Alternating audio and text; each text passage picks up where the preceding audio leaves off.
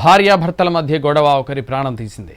భర్తతో గొడవపడి రన్నింగ్ కారులో నుంచి దూకేసింది భార్య. వెనకనే వస్తున్న లారీ ఢీకొనడంతో అక్కడే చనిపోయింది. ఈ ఘటన వికారాబాద్ జిల్లాలో జరిగింది. రాజు సోనా భార్యాభర్తలు. వీరికి 2021లో పెళ్లైంది. ఇద్దరు పిల్లలు కూడా ఉన్నారు. రాజు హైదరాబాద్లో క్యాబ్ డ్రైవర్గా పనిచేస్తున్నాడు. భార్యకు వివాహేతర సంబంధం ఉందన్న అనుమానంతో ఆమెను వేధింపులకు గురి చేస్తున్నాడు రాజు. ఇవాళ కారులో స్వగ్రామమైన మద్దూరు మండలం పల్లెర్లకు వెళ్తుండగా మళ్లీ భార్యాభర్తల మధ్య గొడవ జరిగింది. కారు పరిగి గడిసింగాపూర్ శివార్లో నేషనల్ హైవేపై వెళ్తుండగా భార్య సోనా కారులో నుంచి దూకేసింది. లారీ ఢీకొట్టడంతో ఆమె అక్కడికక్కడే చనిపోయింది. ఘటన జరిగినప్పుడు ఇద్దరు పిల్లలు కూడా కారులోనే ఉన్నారు. సోనా మృతదేహాన్ని పరిగి ప్రభుత్వ ఆసుపత్రికి తరలించారు పోలీసులు. భర్త రాజును అదుపులోకి తీసుకున్నారు.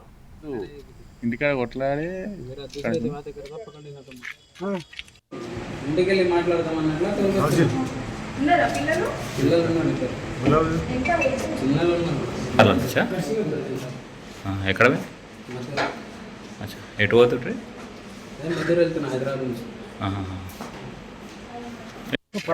ఇంటికానే కొట్లాడిరు. ఇంటికాడ కొట్లాడి ఇంటికెళ్ళి మాట్లాడదామన్నట్లా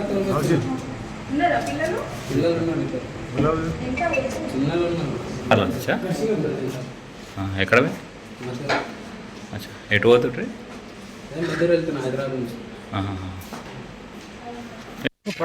ఇంటికానే కొట్లాడిరు. ఇంటికాడ కొట్లాడి ఇంటికెళ్ళి మాట్లాడదామన్నట్లా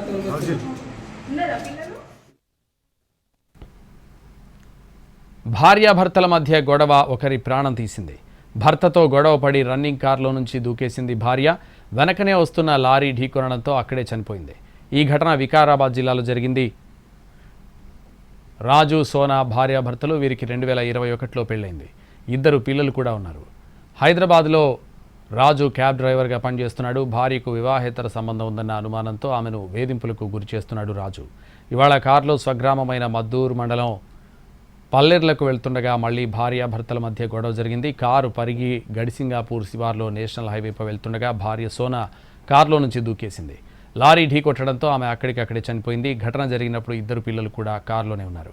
సోనా మృతదేహాన్ని పరిగి ప్రభుత్వ ఆసుపత్రికి తరలించారు పోలీసులు. భర్త రాజును అదుపులోకి తీసుకున్నారు.